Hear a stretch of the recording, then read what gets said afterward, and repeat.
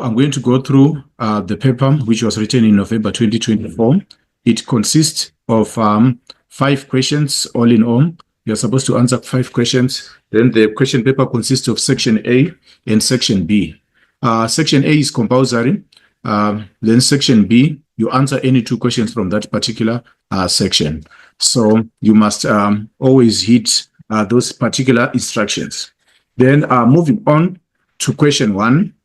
Question 1, the compulsory section, it consists of question 1, which reads, various options have been provided as possible answers to the following questions. Choose the answer and write only the letter A to D next to the question numbers 1.1.1 to 1.1.10 in the answer book, e.g. 1.1.1 D. So the first question reads, oral traditions of Prophet Muhammad were compiled by. So we do have various options which are there. We have Brahman, we have Moses. So the correct answer in this case will be D, which is Bukhari. That would be the correct answer for that particular question. Moving on to 1.1.2. One who understands something exactly as it is written without being open to interpretation. So this question is referring to scholars. There are some scholars who understand things as exactly as they are written without being open to interpretation. They take religious texts as they are. They are known as literalists simply because they define literary texts as they are. They take words as they are. So we refer to them as literalist scholars or literalist schools of thought. 1.1.3. All religions are paths towards the truth and they are equally true. The principle that all religions are paths towards the truth and they are equally true, it actually resonates or it goes along with the pluralistic version. So according to the pluralistic school of thought, they say that all religions are paths towards the truth and they are equally true. Then moving on to 1.1.4, there is no God at the center of its beliefs and teachings. So we are looking for a religion which does not have a particular God at the center or at the core of its beliefs and teachings. That religion is actually Buddhism. Because if you look at all the other religions which have been given in this question, they do have a particular God. If you look at Hinduism, according to Hinduism, there are several gods. Then Judaism, it is a monotheistic religion which believes in one particular God. If you look at African traditional religion, it has gods or gods. It has a particular god or gods in its beliefs and in its particular teachings. Moving on to 1.1.5, the headquarters of Baha'i faith are actually located in Haifa, that is in Israel. That is where you find the headquarters of this faith, which is called Baha'i faith. Then 1.1.6, the official religion of the Roman Empire under the Emperor Constantine. So the official religion during the time of the Roman Empire, during the reign of Constantine, was Christianity. So our correct answer in this scenario would be D. Then moving on to 1.1.7, it reads, a form of government where there is a strong relationship between one particular religion and the government. So when there is a close relationship between the government and religion, we refer that to as theocracy. So theocracy, if I can explain further, it actually relates to a government led by a religious leader. It actually refers to a government which is led by a religious leader. So our correct answer in this scenario would be the letter B, which reads theocracy. So autocracy, it actually translates to something which is different. Autocracy, that is a dictatorship. Then democracy refers to a government of the people, made by the people. So which refers to something different.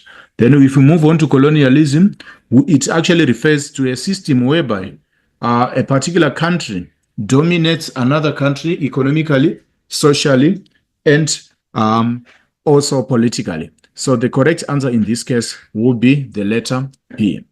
Moving on to 1.1.8. 1.1.8 reads, The belief that the soul never dies and is reborn into a different body for many times. This principle is known as reincarnation. It is actually known as reincarnation. So the correct letter for this particular question is the letter C. 1.1.9, Shia Islam believes that Prophet Muhammad should have been succeeded by. So according, I think you are all aware that when it comes to Islam, there are two different branches, or you can call them sects of Islam. We have the Shia, then we have the Sunni. So according to the Shias, Prophet Muhammad should have been succeeded by Ali. So the correct answer there would be the letter D, which is Ali. Then 1.1.10, this part of the Bible corresponds with the Tanakh in Judaism. So we are looking for the part of the Bible which correlates or which relates to Judaism. So the part of the Bible which relates to Judaism is known as the Old Testament. It is known as the Old Testament. Then we go to 1.2. Complete the following sentences by filling in the missing words. So write only the word next to the question numbers 1.2.1 to 1.2.6 in the answer book. So 1.2.1 reads, the religion that teaches that there is no plan or purpose to creation. So we need the religion which advocates that there is no plan and there is no purpose to creation. So in this case, that particular religion will be an Asiatic religion known as Buddhism. So that's the Asiatic religion, which teaches that there is no plan or there is no purpose to creation. 1.2.2. The first organization formed in South Africa to do research on the African traditional religion. So this actually started with UFS, which is also known as the University of Free State. It is the first institution which came with research on African traditional religion. So that is the University of Free State. That's where a collection of scholars gathered and they started doing detailed research on African traditional religion. So moving on to the next question, a person who is against orthodox religious beliefs. So the first thing which we need to do here, we need to actually come to the understanding of the term orthodox. So when we are talking about orthodox scholars or orthodox people, we are talking to about people who stick to traditional beliefs. We can also give them the name conservative. You can also call them conservative. They are also known as conservative. So a person who is against orthodox beliefs is known as a nonconformist. Is known as a nonconformist. That is the term which we can use, nonconformist, which means that they do not stick to the traditional teachings. They are nonconformist, or you can call them unconventional. Unconventional. They stick to their, or they actually reform their ideas. They are unconventional, they're nonconformist. Those are the two terms which you can actually use to describe someone who is against orthodox religious beliefs. Then 1.2.4, the belief in many gods is known as polytheism. Poly means many. So the belief, then theist, it actually means a belief in God. So polytheism is known as the belief in several gods. Then 1.2.5, non-Jews are referred to as. So we are looking for a term which is used by Jews to refer to people who are non-Jews. So these are referred to as Gentiles. Gentiles, that is the right term then. Then the 10 commandments are associated with which mountain? The mountain which is associated with the 10 commandments is called the Mount of Olives. It is known as the Mount of Olives. Then moving on to the next question. Choose the correct term from column B that matches the description in column A. write only the letter A to H next to the question numbers 1.3.1 up to 1.3.6 in the answer book. So we have the description on 1.3.1, which reads, the religion that teaches that there is suffering in the world because of unfulfilled religious, unfulfilled human desires. So that religion is actually known as Buddhism. So the correct letter then, it will be letter H. Then you can write the name just next, that is Buddhism. That is the belief that the religion that teaches that there is suffering in the world because of unfulfilled desires. Then 1.3.2, the one produces the two produces the three. This is a religious teaching which is associated with Taoism. So Taoism relates to A, which is Tao Te Ching. So that is the teaching according to A, Tao Te Ching. So 1.3.2, that is Tao Te Ching. That is the religion which teaches that one produces two, then two produces the three. 1.3.3, the belief in the existence of the divine. So any religion which believes that there is the divine, when you talk about the divine, we are talking about the existence of a deity, which is God, then the existence of spiritual beings, which are called angels. So any belief or any religion that believes in the existence of the divine, it is actually referred to as theism, which is G. The belief that there's something which is divine, or the existence of something which is of spiritual beings. So that is known as theism. 1.3.4, the term that indicates belief in an order of the whole existence. The term which is used to talk about the beliefs in the order of the whole existence. It is known as Dharma. It is found in a religion called Hinduism. So that is the concept of Dharma. The correct letter there will be the letter C. 1.3.5, the line of descent from an ancestor to a person or a family. The line of descent from an ancestor to a person or a family is known as lineage, which is D. That is called lineage. The correct letter there would be D. 1.3.6, a dreamlike state when people do not seem to be aware of their surroundings. That refers to a state which is called a trance, whereby someone would feel as if they are in a dream. They also do not seem to be aware of their surroundings. So that is known as a trance. Then the correct letter for trance is the letter F.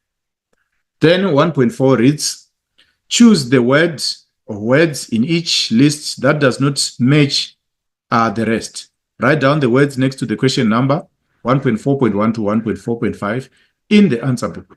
Give a reason why the answer does not fit. So in each scenario, we are actually going to give a reason why we are choosing that particular odd one out. For example, you've been given an example, red, yellow, circle, blue. The answer is circle simply because circle is not a color.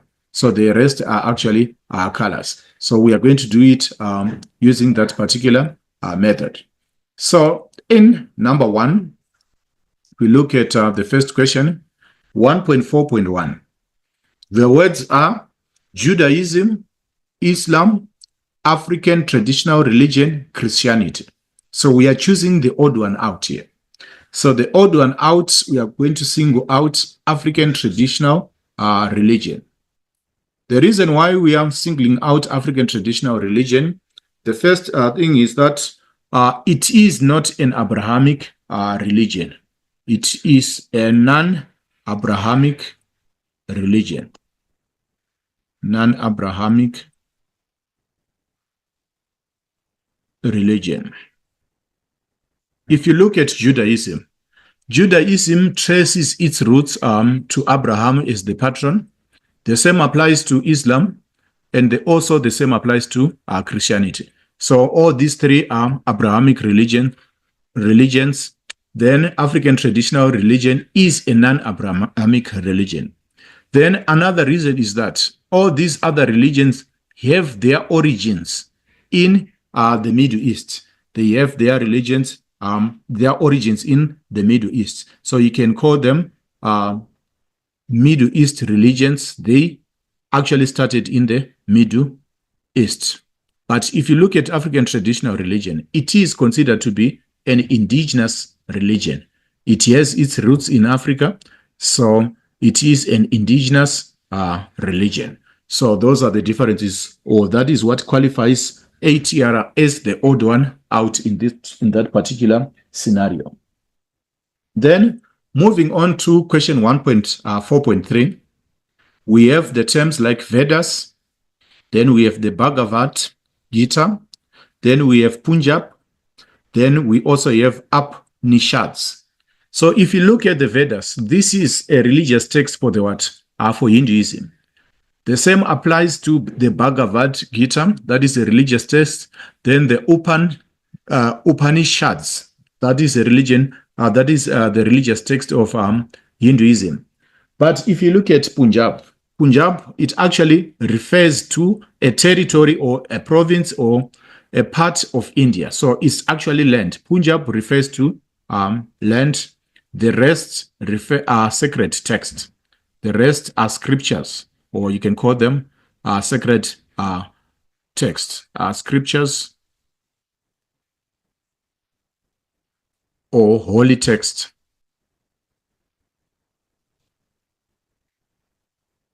So the odd one out in this scenario would be Punjab, which is actually a territory, or you can call it a land, or you can call it a part of India. All right, moving on to the next question. The next question reads, 1.4.3 reads, Inklavi, Isangoma, Injoli, Ilima. So if you look at Inklavi is a person who is entrusted with slaughtering animals during African traditional religion ceremonies. And Isangoma is actually referred to as the spiritual leader in African traditional religion. Then an Injoli is also someone who plays a role in African traditional religion. So if you look at the first three, all these are names of people, or all these refers to the roles in ATR. But when you look at Ilima, it is actually an event which takes place whereby community members come together, then they help each other to cultivate fields, or they help each other in agricultural activity. So Ilima is the odd one out, simply because it refers to an activity, whilst the rest refer to names of people. So Ilima, it is an activity, or you can call it a communal activity, a communal gathering for agricultural purposes, for farming, or you can call it for agricultural purposes. So whilst the first three words refer to names of religious leaders or names of religious office bearers, the last one, which is Ilima, refers to an activity or a communal gathering for farming. So that is what qualifies it as the odd one out. 1.4.3, we have the following terms. The first term is evolution. The second term is incarnation.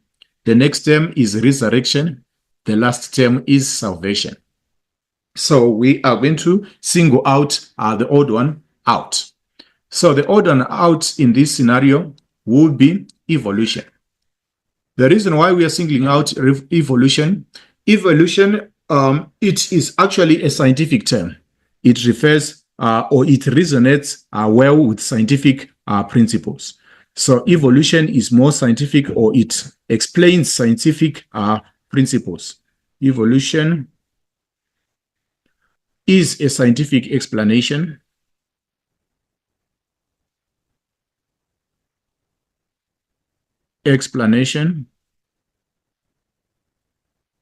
whilst the rest of the terms are religious explanation. For example, incarnation, that is a religious term which shows, which actually explains the sense of being created. Then resurrection, it actually refers to rising from the dead. Then salvation, it is when your soul is saved. So if you look at the last three, these are religious terms, or these are spiritual terms which are related to the study of religion. But evolution, it is a term which is used in scientific circles. That is what makes it the odd one out there. Then we have the next one, 1.1.5, which is Shaivism. Then Vaishnavism. Then we have Ketuvim. Then we have Shaktism. So when you look at Shaivism, Vaishnavism, and Shaktism, all these are religious sects they are actually branches, or you can call them their denominations. So these three are denominations of Hinduism. These are denominations of Hinduism. So a denomination can also be referred to as a sect or a branch. These are denominations of Hinduism. These are branches of Hinduism. Whilst the Ketuvim, this is actually a holy text. These are writings or scriptures. So that makes Ketuvim to be the odd one out. Whilst the other three are basically branches, or their sects, or their divisions of Hinduism. Ketuvim will be a holy text. It will be actually a religious writing. So that is what makes it to become the odd one out. Then going on to the fifth question, 1.15. The Eucharist refers to cooperation and unity amongst the various Christian denominations. So in this case, you're supposed to indicate whether a particular saying is true or false. So the Eucharist refers to the cooperation and unity amongst religious denominations. This is actually false. This is actually false. The Eucharist does not refer to that. This is false.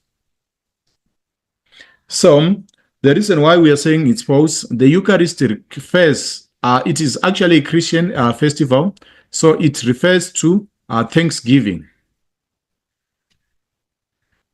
It is referred as Thanksgiving, whereby there is sharing of bread. It involves sharing of bread and wine in remembrance of the death and resurrection of Jesus Christ.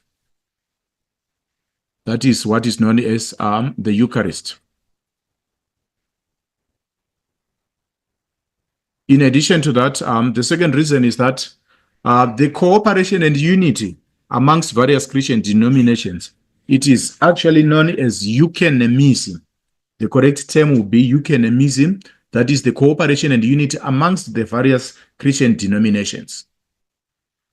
Moving on to 1.5.2, nirvana refers to being brought to life. This is actually false. Nirvana does not refer to being brought back to life. So nirvana actually refers to a state where there is no suffering. Nirvana refers to a state, it is actually a Hinduist belief that it is a state, refers to a state where there is no suffering. State where there is no suffering. Is no suffering. Nirvana refers to a state where there is no suffering. So according to Hinduist teachings, they say that human beings experience a cycle, a series of cycles of birth and rebirth, what is also known as reincarnation. So at the end of those cycles, they will reach a stage which is called nirvana, which refers to a state where there is no suffering. So 1.5.2, it would be false. The reason has been stated below. Then the next question, 1.5.3, it reads, an imam is a priest in the African Independent Church. So in this scenario, this is actually false, because the term imam, it refers to a role or a leadership role in Islam. So the term imam is used in Islam, not in African independent churches. So the term is used to describe a leadership role in Islam. A leadership role in Islam. That makes that statement to be false. Then 1.5.4. 1.5.4. All right. Food permissible for consumption by Jews. Food which is permissible for consumption by Jews is known as haram. So in this case, this session is also false, because food permissible for consumption by Jews is known as kosher. It is actually known as kosher. So this makes this statement to be false. So in other circles, the term haram can actually refer to something which is forbidden, actually. Forbidden. All right. Now let's move on to 1.5.5. Samsara is the eternal cycle of birth and rebirth. This is actually true, and it is found in Asiatic religions of Buddhism and Hinduism. Samsara is the eternal cycle of birth, death, and rebirth. Then Islamic texts were written in Sanskrit. Actually, the correct response here, it will be they were written in Arabic. Then 1.6, in the context of religion, write 2 facts about each of the following. So we have 3 terms here. We have creed, we have talisman, then we have pad, masa, bava. So we need to write 2 facts for each of the given terms. All right. So when we look at creed, we are looking at a system of religious beliefs. A system of religious beliefs. It also includes the ethics, the morals are also included in the creed, and standards of good behavior. Of good behavior are also included in the creed. So that's how, or those are the facts which relate to creed. But looking at the term talisman, it refers to an object. It is actually an object. It is actually an object. It can also be a ring, or it can also be referred to as a lucky charm, which is common mainly with Hinduism and other Asiatic religion. So an object, a charm, or a lucky charm, or any object which is believed to bring good fortune. So you can call it an object believed to bring good fortune, which is believed to bring good fortune, is known as talisman. Then moving on to the next one, which is Padmasava. So Padmasava, it actually means, it refers to a legendary figure. It's actually, this is Hindu mythology.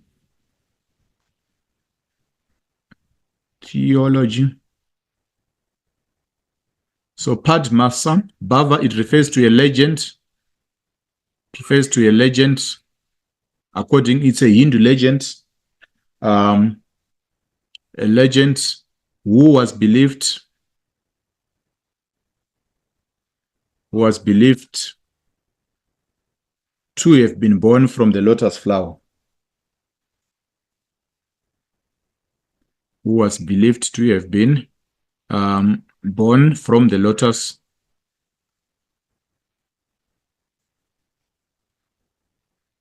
flower.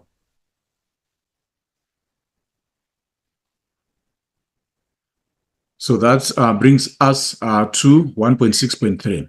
So the total for section A, short questions, that will be 50 marks. Now moving on to the next question, which is section B. And the instruction reads, answer any two questions in this particular section. So in the context of religion, give a brief explanation of each of the following concepts. So we are talking the first, which is 2.1.2. It requires a definition of the term unity in the context of religion. So unity refers to the oneness of believers. This refers to the oneness of believers or adherents of a particular religion.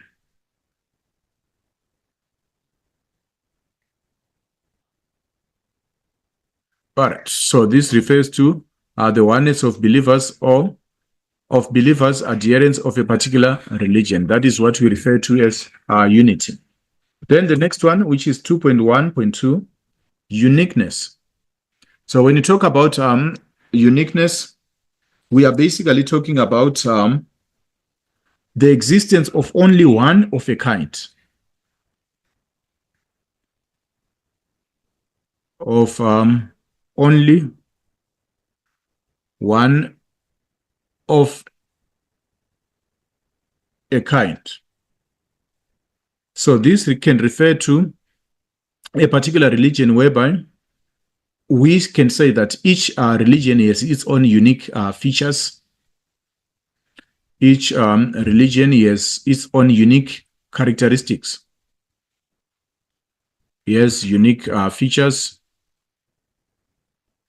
For example, ATR teaches about the importance of ancestors.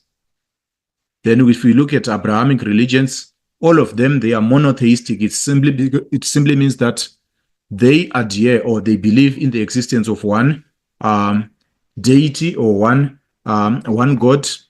If you look at Asiatic religions, all of them, they are actually polytheistic, simply meaning that they believe in the existence of several gods. So that is uniqueness. So all religions are unique in one way or another.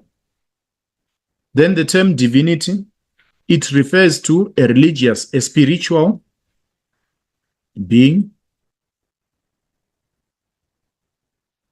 Divinity, it refers to a spiritual being, or it refers to the state of having godlike characteristics. Godlike characteristics, or you can call them spiritual characteristics.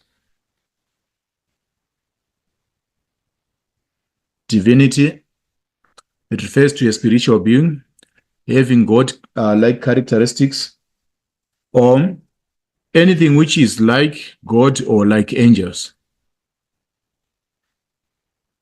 Or angels or spiritual beings, it is referred to as divinity. Then 2.2, state any two unique features of each of the following religions. So in the first scenario, we are coming across Buddhism. So the unique features of Buddhism are the Four Noble Truths. The Four Noble Truths, those are the unique features of Buddhism. So the Four Noble Truths include self-denial,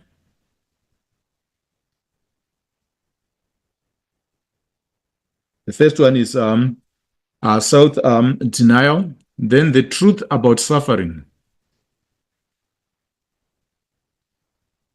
the truth about suffering, then there's also the truth to the end to suffering, truth about the end to suffering.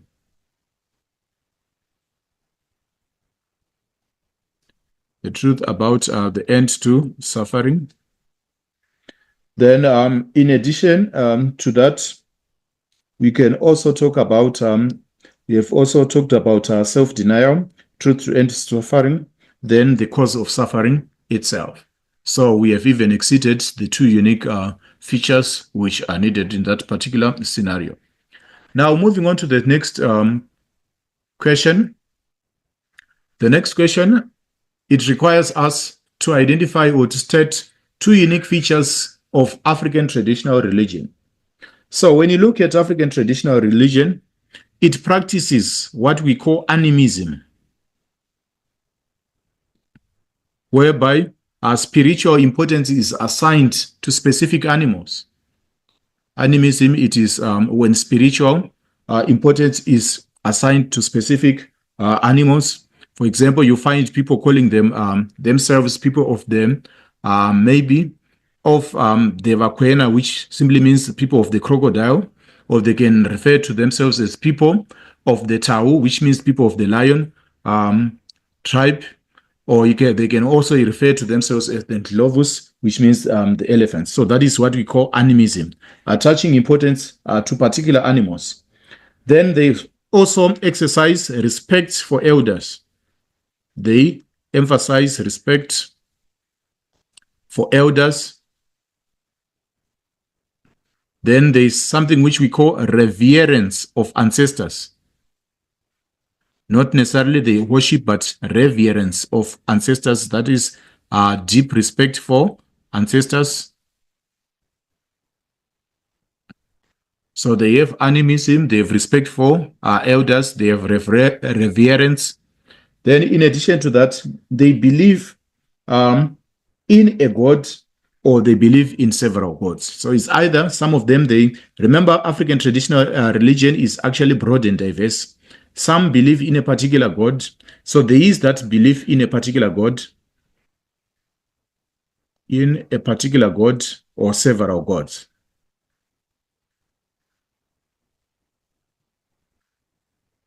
Or several gods. That is what makes ATR to become unique. So already we have three unique characteristics there. Animism, belief in a particular god. Then we have reverence of ancestors. Moving on to the next one, which is Baha'i faith. So when you look at Baha'i faith, it is the only religion which actually preaches the importance of science and the importance of religion. So it intersects. When you come to Baha'i faith, there is an intersection of science and religion. Intersection of science and religion. So it preaches about the importance of science and at the same time accommodating religious beliefs. Then if you look at it, it also encourages, it does not have religious leaders. You have religious leaders. It encourages people to read scriptures on their own and interpret them the way they understand them. It encourages self-study of scriptures,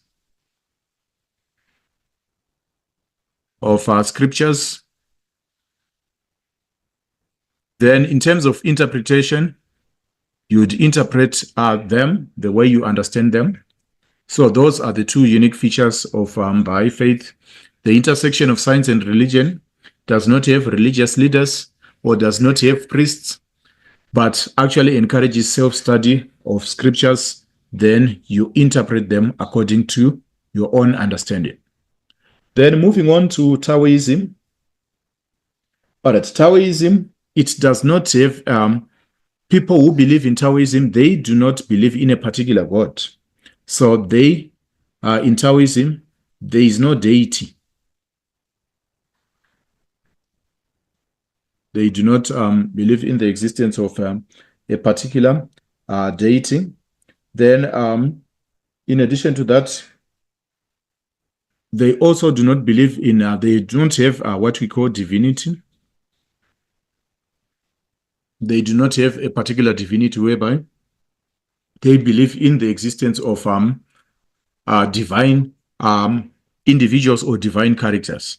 So there is no deity, there is no divinity in Taoism. Then moving on to 2.3, explain the difference between doctrine and dogma. So we have two terms which we are going to tabulate in this case. So we have deity, we have doctrine.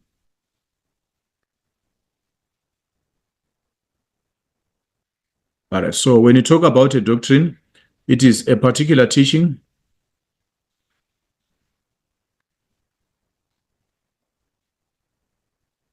A doctrine, it is a particular teaching.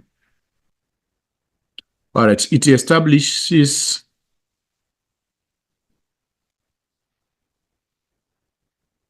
norms and standards of behavior and standards.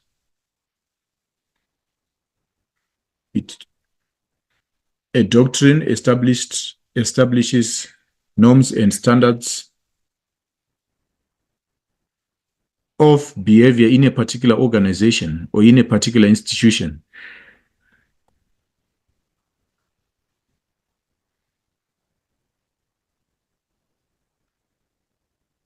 In a particular community, institution, or grouping.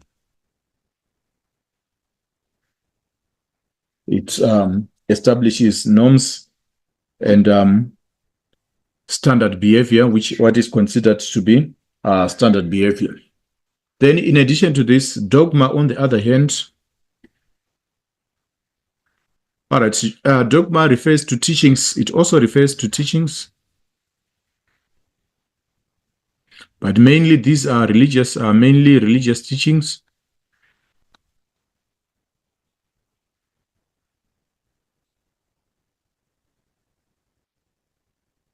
Which are generally accepted as beliefs, which are generally accepted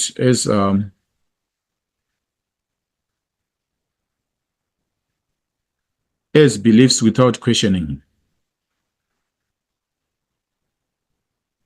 Without questioning them.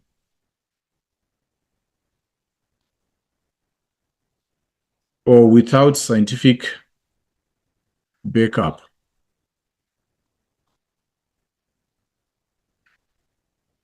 Without scientific backup. So that is the distinction, or that is the difference between dogma and doctrine. Then 2.4, in 3 sentences, explain the role of ancestors in African traditional religion. So ancestors are believed in African traditional religion to offer advice to the living. They are believed to offer advice. We can say they offer spiritual guidance to the living.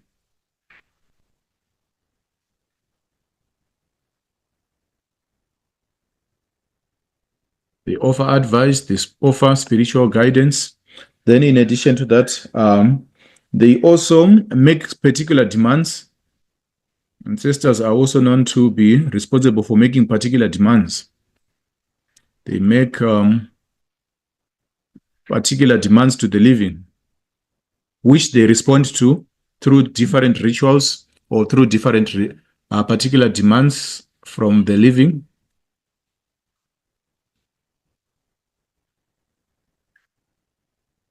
They are believed to make particular demands from the living. Then in addition to that, they receive sacrifices on behalf of a higher deity. They receive sacrifices made by the living to a higher being. In addition to that, they can also be guardians of 8 tiara teachings.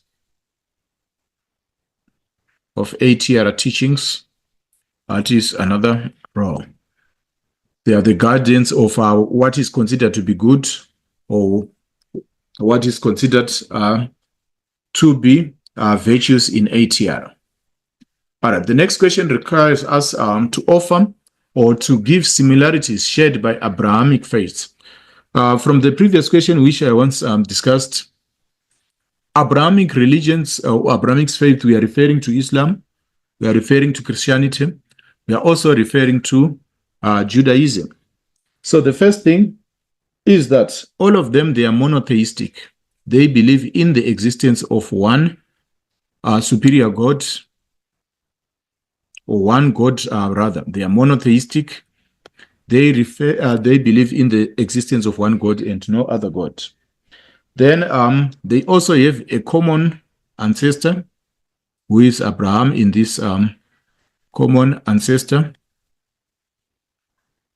who is Abraham in this case, in this faith. Then they do have common prophets, the likes of Moses is considered to be a common prophet of importance in all the three religions. So they also have common prophets, monotheistic, common ancestor, common prophets. Then also their teachings are based on the law. The normal teachings are based on the law of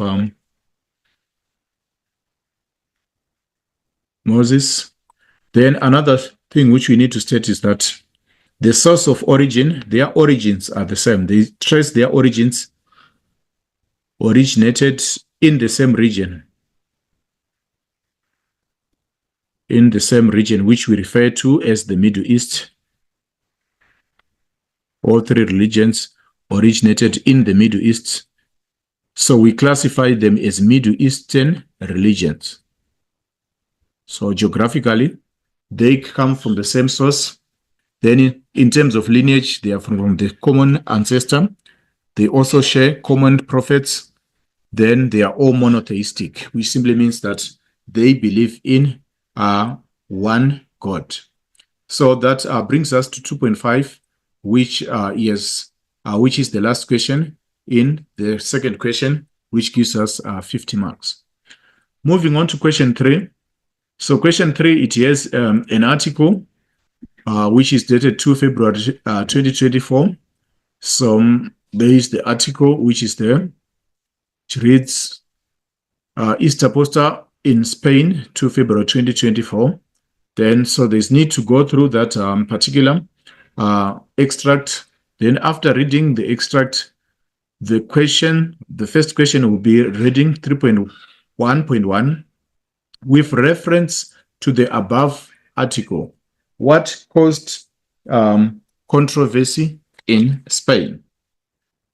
So, what caused, according to that article, what caused controversy was the depiction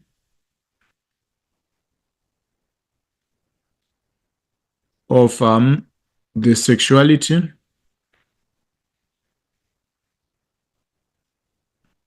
of Jesus Christ. What caused controversy, according to the article, was the depiction of the sexuality of Jesus Christ. Then question 3.1.2 reads, it is seek to see sexual discrimination in the image. So the meaning of seek, we need to define, or we need to contextualize the meaning of seek in this particular statement. So the meaning of seek, it actually means absurd. According to the artist, it is actually absurd to see sexual discrimination, or you can say strange, or you can use the term ridiculous. So these two, all these three terms can be used to substitute the word seek in this particular context. Then question 3.1.3. What did the Spanish people expect from the artist regarding to the Easter week? So the expectation was, the normal expectation was a solemn celebration. Solemn, it simply means when things are taken seriously, solemn celebrations. They were expecting solemn celebrations of the Passion of Christ. They were expecting solemn celebration of the Passion of Christ. Then in addition to that, normally they celebrate with art.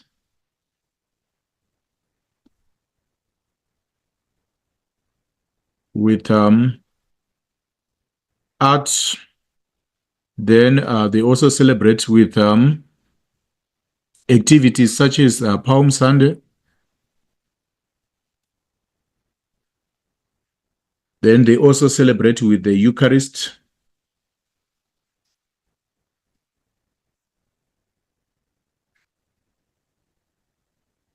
They also celebrate with Eucharist. Then there's also a portrayal of decent images.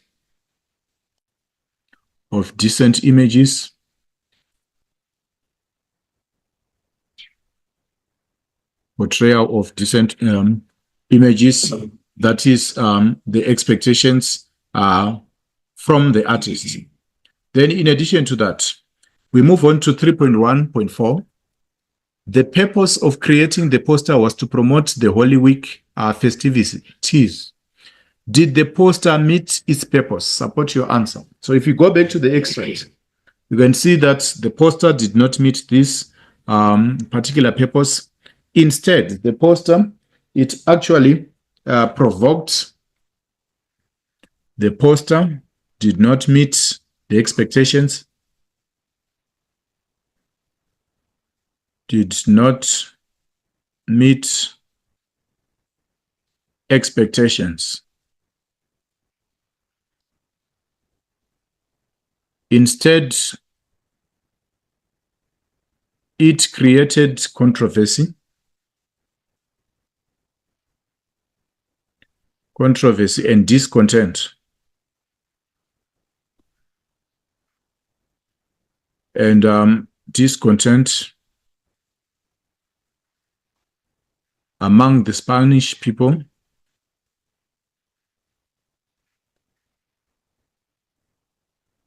It caused controversy. It caused discontent among the Spanish people. Then in addition to that, you can also say that it was considered to be sacrilege. It was considered to be profane.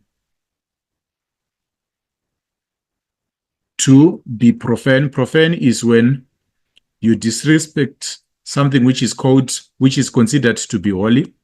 So it was considered to be profane, or it was considered to be sacrilege. It was not met. It did not receive a positive welcome. It was considered to be profane. Then it was also considered to be a deviation from the normal standards. The poster or the portrait was considered to be a deviation from normal standards.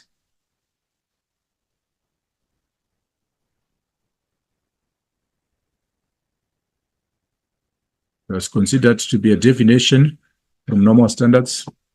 Then we can also add that it was actually considered to be an insult to the Christian community. It was considered to be an insult to the Christian community.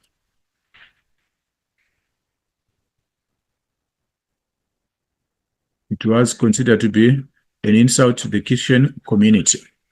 So these are the reasons why the poster did not meet its particular purpose. It was considered to be a deviation from normality. It did not meet expectations. Instead, it created controversy.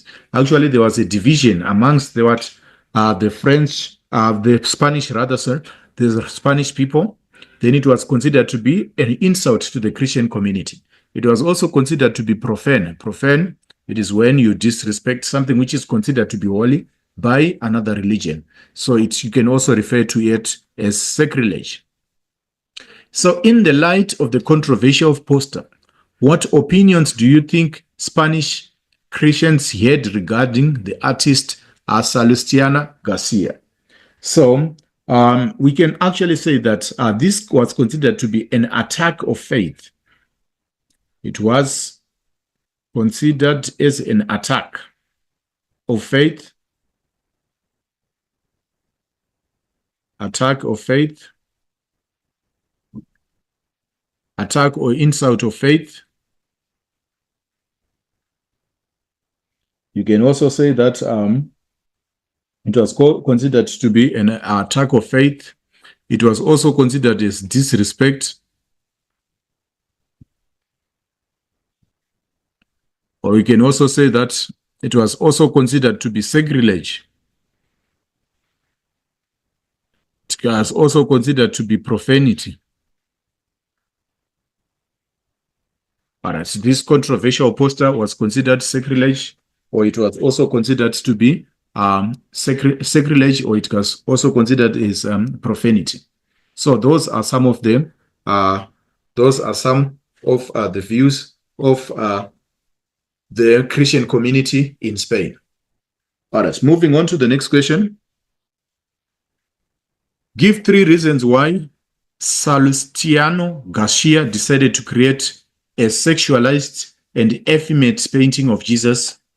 So some of the reasons, they are best known to him, but we can only speculate here. So it can be to pursue a particular agenda. A particular agenda. To pursue a particular agenda. Then, in addition to that, some would consider it to be freedom of expression.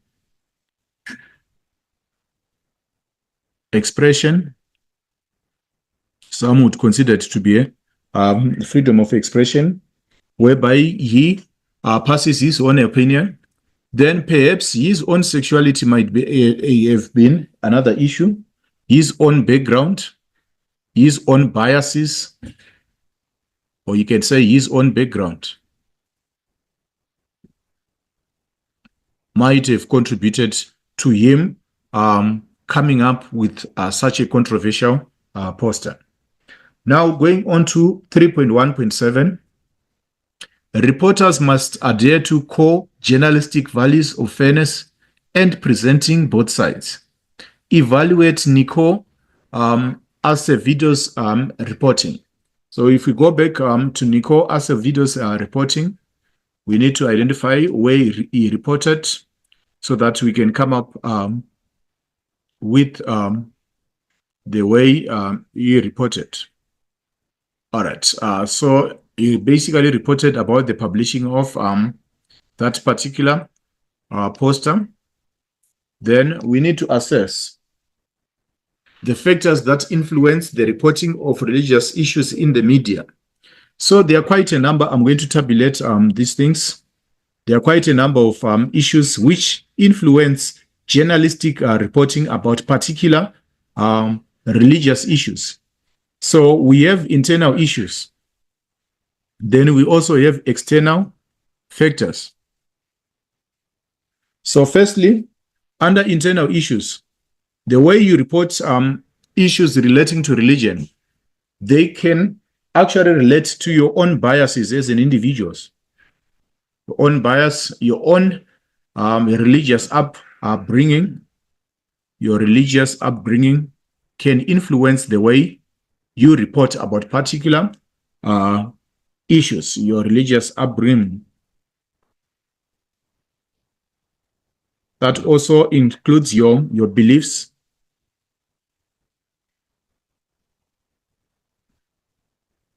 Your dislikes.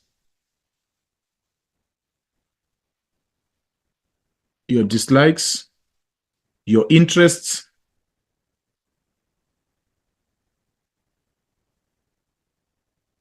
So all these might actually affect the way you report about issues. Then going on to the external, the political environment which you operate in. Political environment, can influence how you report about particular issues. So does the political environment tolerate certain things? The political environment influences reporting. When you're writing about religious issues, you also have to, you are also influenced by the political environment which you are operating in. The political environment also influences journalistic reporting. It actually influences journalists. Then journalists do not operate in a vacuum. They actually operate with other supervisors, and they are supposed to meet particular standards. So, for example, when journalists are working, they work under certain editorial policies or editorial frameworks. Editorial policies. The way they report also reflects the editorial policy of the media house which they are which they are reporting for or which they are working for. Simply because it is impossible for you to report something which is against your editor. So the editor is the one who has the final say on whatever you're going to report on. So editorial policies are of utmost importance when it comes to reporting about religious issues. So editorial policies come in also when we talk about religious journalism. Then we also have professional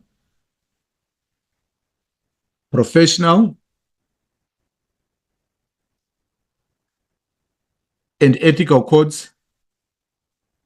In the field of journalism, there are certain professional and ethical codes which influence you to report in a particular way. So professional and ethical codes also influence journalists. They have a bearing on journalists.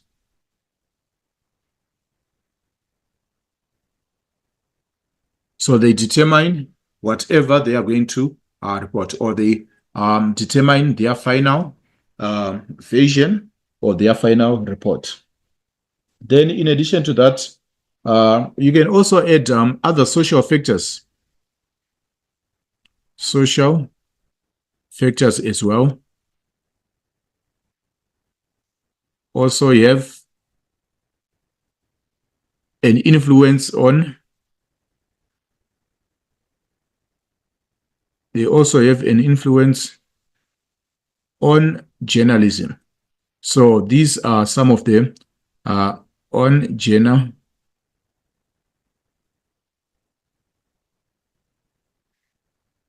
Social factors have an influence on journalism. So all these are factors which come into play when people are reporting about religious issues. So this brings us to the end of question 3. So we move on to the third question, or to the fourth question rather, which talks about religious conflict in Nigeria. Religious conflict is actually a contemporary problem which not only Africa faces, but it is a global problem. So there is need for the reading of the extract and the answering of the questions that follow. So basically, we are not going to read the extract in detail, but we will just scan through it. We have Nigeria, which is a population of 183 million. It either follows Islam or Christianity. So these two religions have coexisted peacefully, but after independence, the country has suffered many ethno-religious conflicts. So in recent years, the number of deadly attacks have increased due to the growth of extremist groups such as Boko Haram and the radical Fulani headsmen. So that is the introduction to that particular extract. Then it also concludes by saying that a faction of the Fulani is adopting similar terror strategies, including targeting Christian leaders, communities, and churches, as well as expelling Christian farmers from the land. So, yes, that is the case study which we have there. So the first question reads 4.1.1. It actually reads, on which continent is Nigeria located? So Nigeria is located on the African continent. It is located on the African continent, or you can say it is located in Africa. Then name two major religions that are involved in this conflict. So the major religions are Islam, as according to the extract, Islam and Christianity. These are the major religions which are involved in this particular conflict. Then briefly explain the main cause of this conflict. So there are several causes of that particular conflict, but we can briefly state the following. So the first one is control of resources. So the conflict is not necessarily religious, but it is based on control of resources. By resources, we are talking about natural and man-made resources. So there's a competition of resources. Briefly explain, control of resources will be the first one. Then in addition to the control of resources, we also have status, the fight for status or political power. The fight for status or political power can be another factor.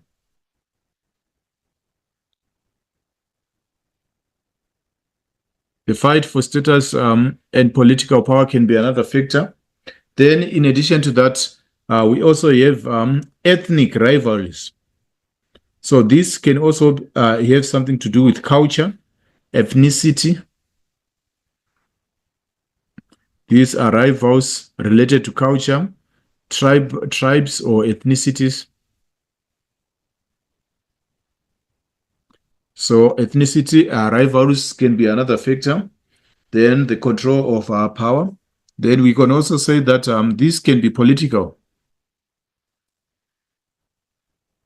where certain political leaders, they actually cause division amongst people. Then as a result, they will end up fighting amongst themselves. So control of resources, the fight for status or political power, then also ethnicity or ethnic rivals. All those are causes of this particular conflict.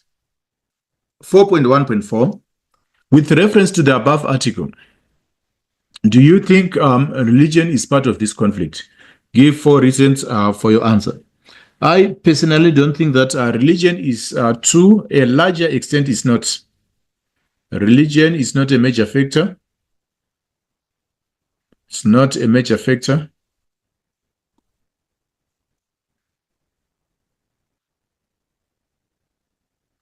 Because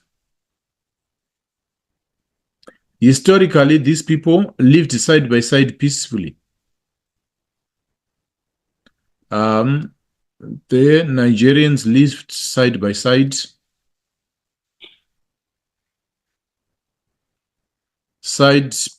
peacefully.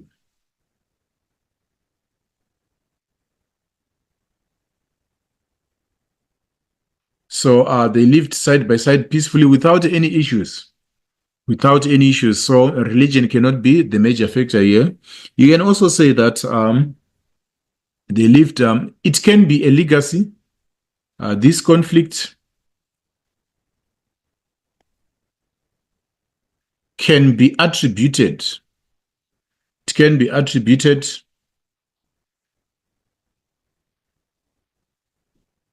this conflict can be attributed to things like it can be attributed to colonialism. This is the legacy of colonialism.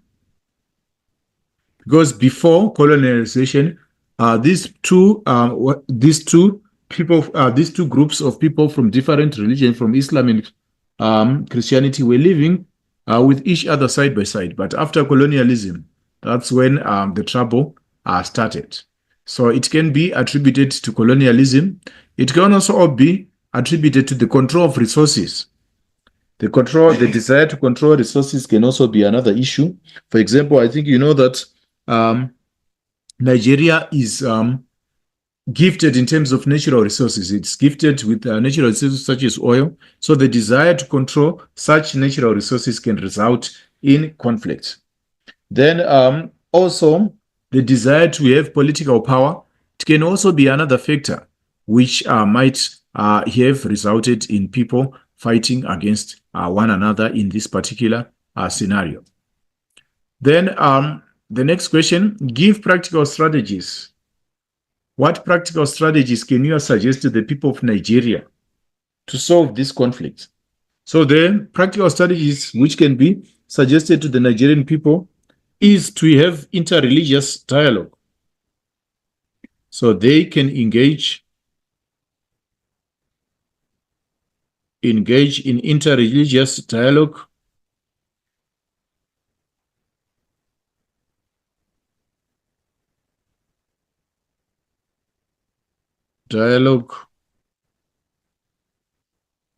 Where leaders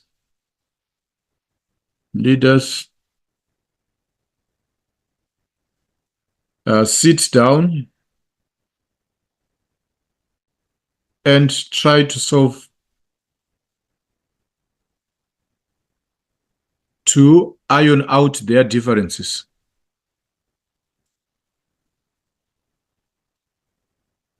They try to sit down and iron out their differences. In addition to that, they can come up with tolerance. Tolerance is when you accept the next person, regardless of your religious differences. They can come up with tolerance or create a culture of tolerance.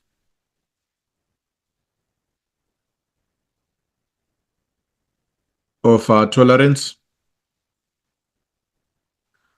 whereby you accept the next person,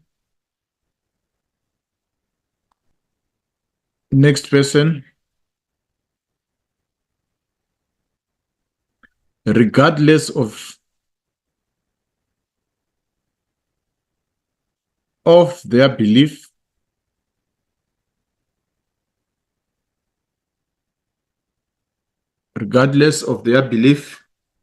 regardless of their doctrine.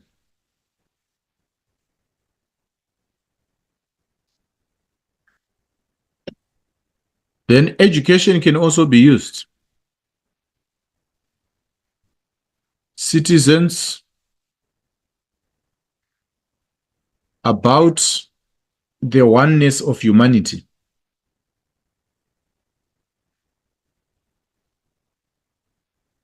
Educating citizens about the oneness of humanity. Also educating citizens about human rights.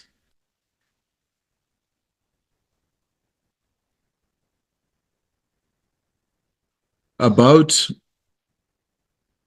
human rights.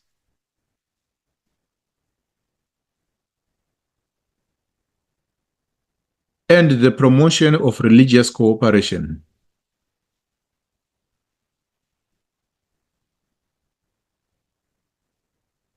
Religious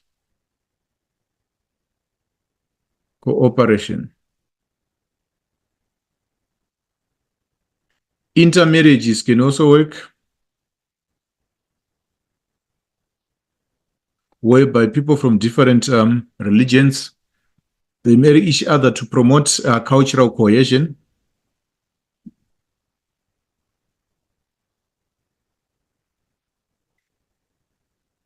To create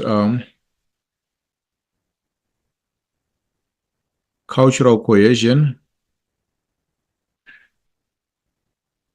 Intermarriages can also be used to create cultural cohesion. So all these are different ways, or these are different practical strategies which can be used to resolve this particular conflict in Nigeria. So this is a response to question 4.1.5. Now moving on to 4.2, which reads, with reference to one religion here studied, discuss 5 of each teachings that promote peace. So in this particular question, you can identify, you can choose any particular religion. You can choose any particular religion. For example, you can teach, you can choose ATR. According to ATR, ATR is the chosen religion. ATR teaches that, according to ATR,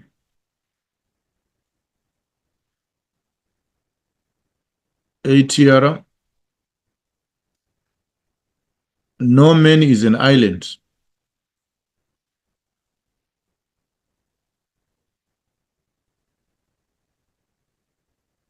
Which means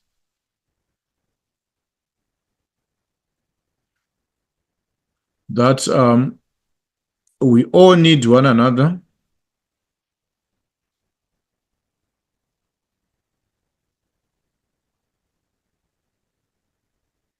in one way or another.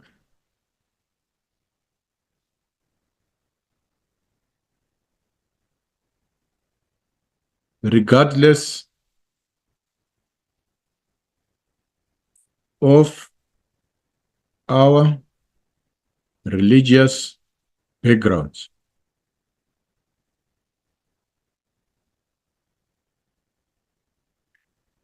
ATR also teaches that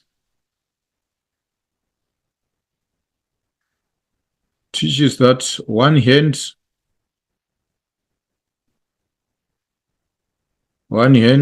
washes the other.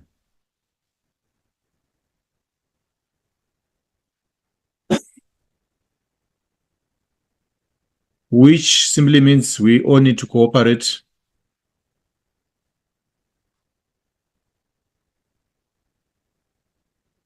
means the importance of cooperation or the importance of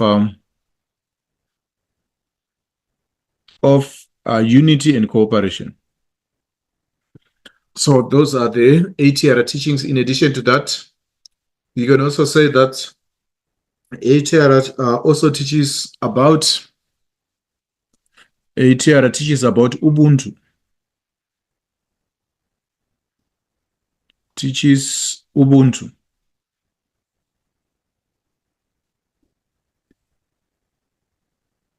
Which says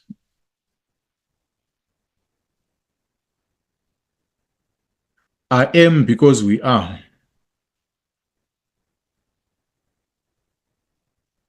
We are. This is a principle of Ubuntu. Where you exist simply because of the next person, which can mean that you exist because of the person next to you, of your neighbor,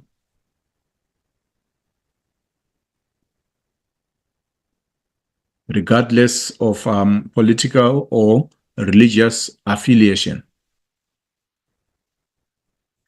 of religious or political religious beliefs. So all these they promote all these ATR teachings. They actually promote peace amongst people. So you can list them like that. Now 4.3, conflict between Muslims and Christians is more common in Africa than in any other continent.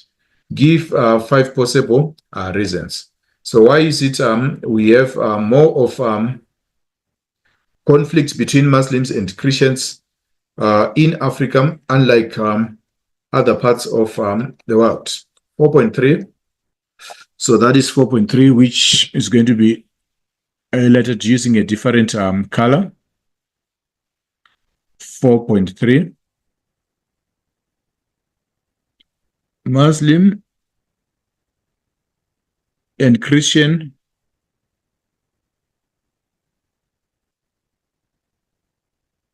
religious conflict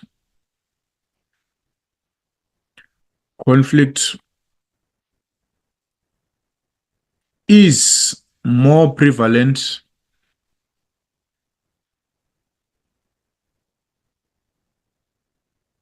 in Africa, as a result of the legacy of colonialism.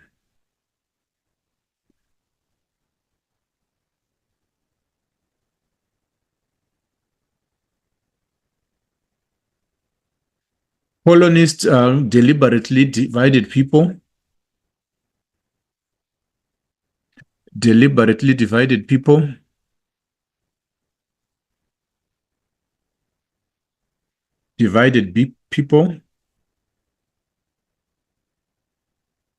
based on their minor differences.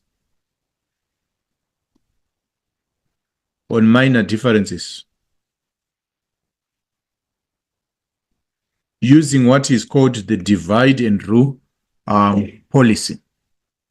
They deliberately divided people based on minor differences, what is known as divide and rule policy. So that is the first point. The second point is that Africa has diverse ethnicities, has diverse cultural groups,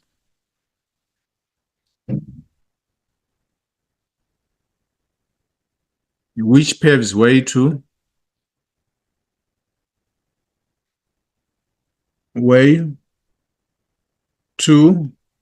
ethnic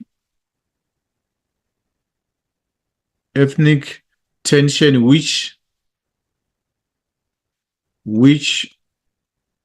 may breed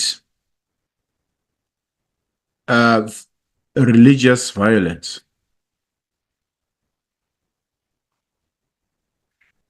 So Africa has so many, it has diverse cultural groups, it has diverse ethnicities.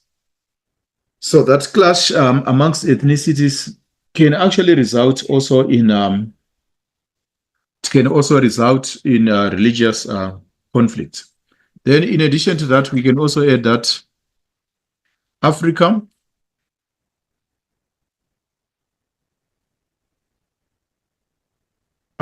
has diverse resources which also lead to conflict.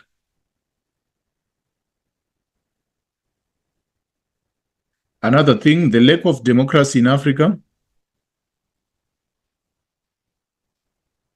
of democratic systems and human rights,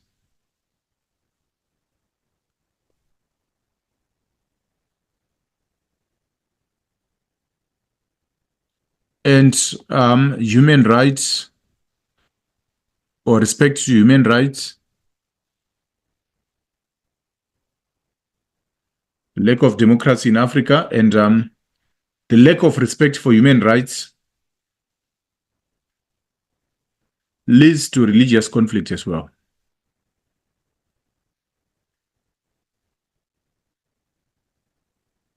Because according to the Universal Declaration of Human Rights, all people are equal. So when we are in countries which have politicians which preach the equality of all people, conflict can be reduced. So the lack of human rights, respect for human rights, also diverse resources, diverse cultural groups, the legacy of colonialism, all this can be a cause which leads to the prevalence of violence in Africa. So going on to question 5, which reads, read the extract below and answer the questions that follow. So the extract basically is based on human rights and responsibilities. So the introduction says, in 1948, the Human Rights Declaration of Human Rights, the United Nations Universal Declaration of Human Rights was produced and signed by governments all over the world. Human rights are based on inherent dignity of human beings. The Declaration of Human Rights is written from a secular point of view. Its arguments are based on a natural law theory that sees human rights flowing from the idea of universal human dignity. The basis of human rights lies in religious ideas. For instance, in Abrahamic religions, we read that Adam was created in the image of God, which gives a very high value to the human being. In the Quran, we read, surely we have accorded dignity to the sons of men. Every human being is therefore considered to be sacred. All religions, however, impose limitations on their followers, although their tenets give high status to human beings. They also impose restrictions on humans. Thus, in religious circles, the concept of responsibility is mostly given equal emphasis to that of human rights. It must be pointed out that there can be no rights without responsibilities. The emphasis on rights is made to the exclusion of responsibilities. So that is the extract which appears there. Then the question reads, explain what is meant by human rights. Explain what is meant by human rights. So we need to have a working definition or a definition of the term human rights here. So human rights, these are moral principles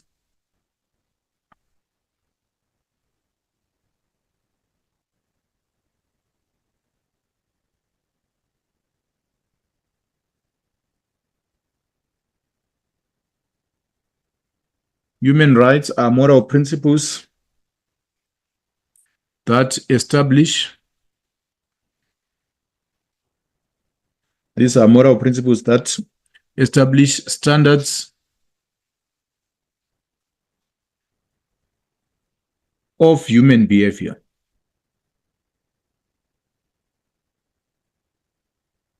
These are moral principles that establish the standards of human behavior. You can call it religious liberty. These are moral principles that establish the standards of human behavior. Those are human rights. Then the second question reads, what does the concept of religious freedom mean? All right. Religious freedom, it means the liberty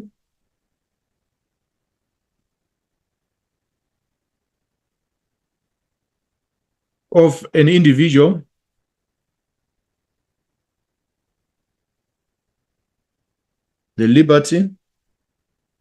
of an individual to manifest, that is to express or practice a religion of their choice.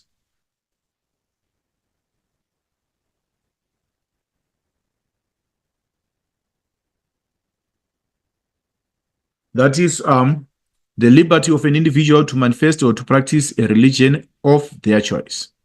Then 5.1.3, it actually reads, do you think religious organizations should play a role in commemoration of Human Rights Day in South Africa? Motivate your answer. Yes, they should play a role. They should play a role because religions can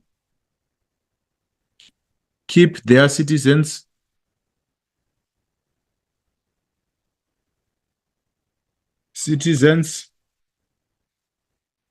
informed. It can keep their citizens informed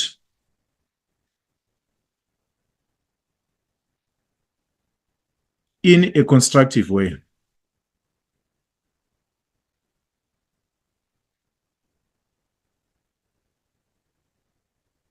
They can keep their citizens informed in a constructive way. Then, in addition to that, they can also advocate for respect of human rights in their institutions.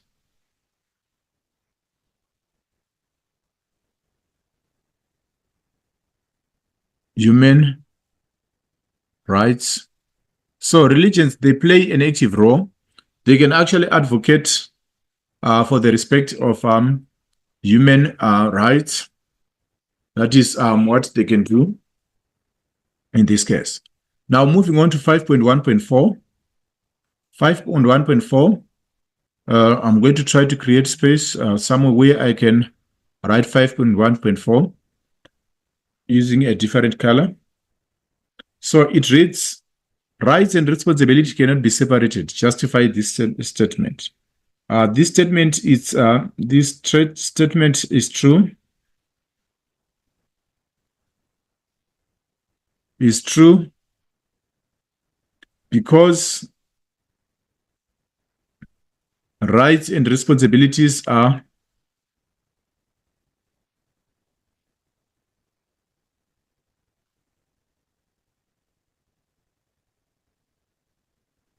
two sides of the same coin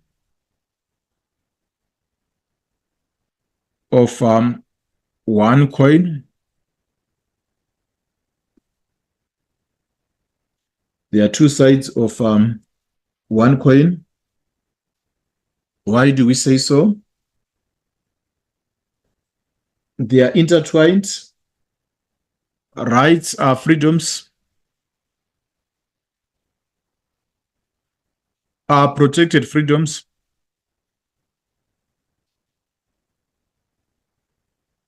Rights are basically protected freedoms, while responsibilities are duties.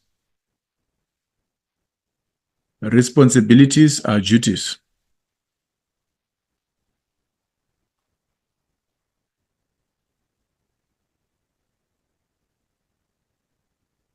So in order to create rights, we need responsible people who can do that.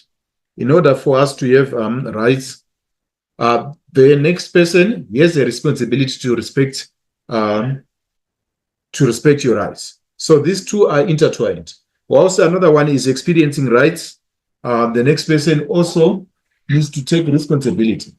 So that's how rights and responsibilities are intertwined. Then briefly discuss the rights pertaining to the observation of one's religious beliefs. So the right to freedom of thought,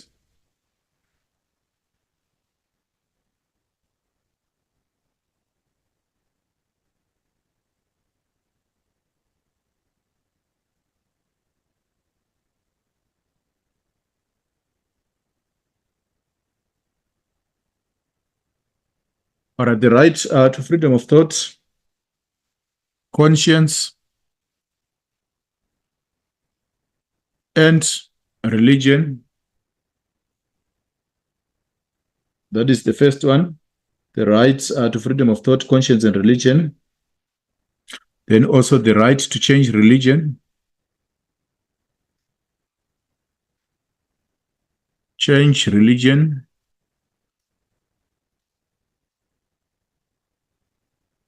Then freedom of conscience.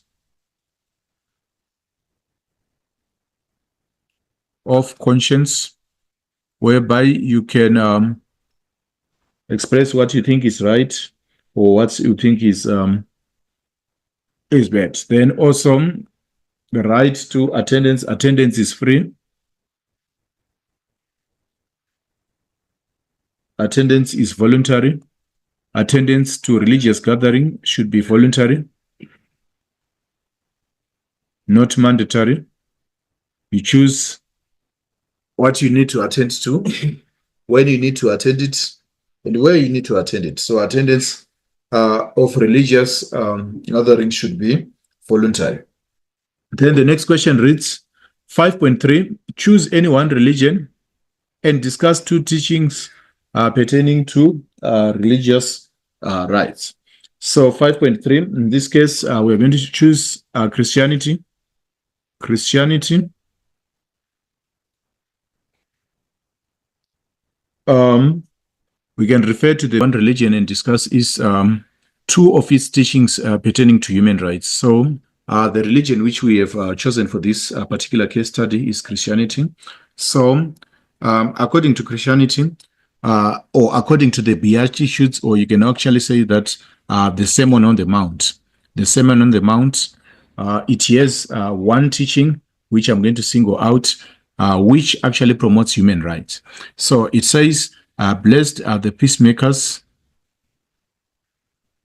blessed are the peacemakers,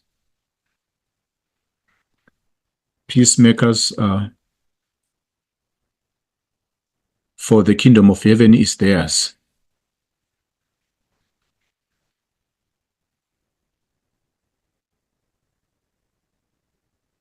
Blessed are the peacemakers, for the kingdom of heaven is theirs. So this is an example of a teaching from a Christian perspective, which actually can lead to the promotion of human rights, whereby you promote the safety and the interests of the person who is next to you.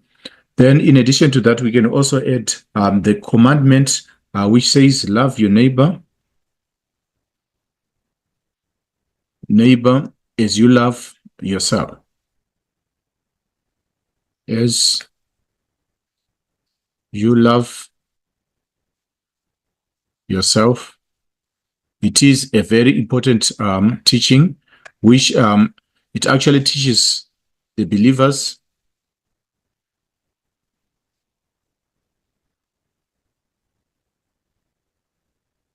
to treat other people, other human beings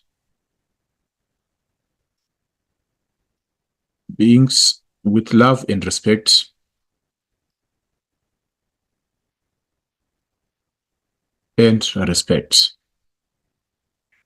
So this goes together with the teachings of human rights, to teach others and with right and respect. It also teaches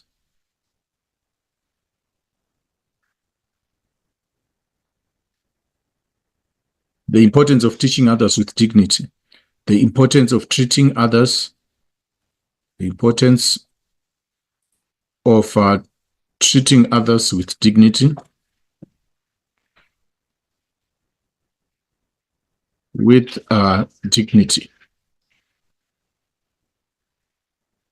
So those are two teachings which we can actually take from these two religions.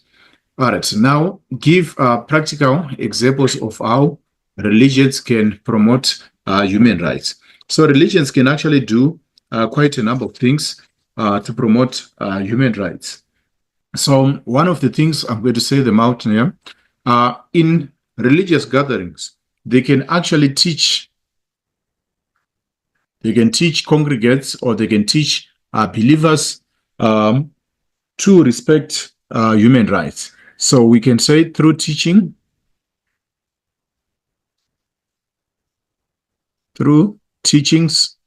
so during religious gatherings, religious leaders can emphasize the importance of treating one another in a dignified way, so they can teach and educate their congregants or their followers about human rights. Then it can also be done through campaigns.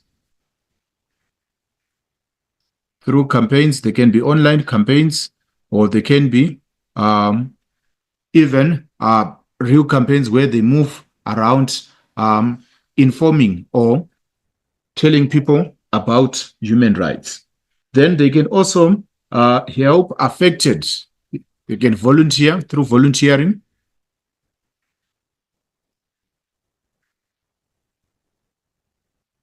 To help victims of human rights violations.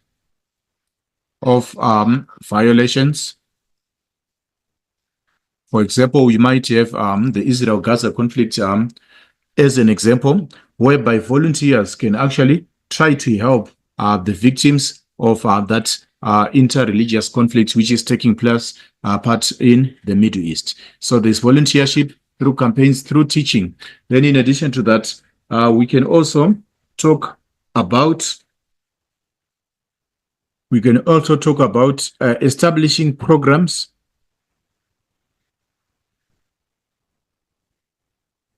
to fight human rights violations. They can also establish programs which can try to fight against human rights violations. So this brings us to the last question, which dwells on the distinction between morals and ethics. So when we look at morals and ethics, by definition, morals are considered to be standards. Morals are considered to be standards of behavior. Standards of behavior, standards of good behavior, of good behavior. You can also say that morals refer to the difference between what is good and what is bad. They are considered to be standards of good behavior. Or you can also say that they are considered to be what society considered to be the right thing. That is what we call morals. Then on the other side, ethics are also standards of good behavior, but the only difference is that ethics are more confined to certain settings. For example, ethics, this is good behavior in certain settings. Good behavior, you can call it good professional behavior. Ethics can include good professional behavior. So the term ethics is more used in professional circles. For example, what is considered to be good by doctors and what is considered to be good by educators, or what is considered to be good by lawyers. A good way of behaving in a particular profession, that is what we refer to ethics. So the term morals is more used in in religious circles. Then the term ethics, it actually applies to the professional context much more than the religious context. So the idea is the same, but the main distinction is where we apply these particular terms. Morals in religious circles, then ethics, it is mostly applied in professional context. So this brings us to the end of this particular discussion. So the grand total for the paper is actually 150. The total for section B is 100 marks. So until next time, goodbye for now.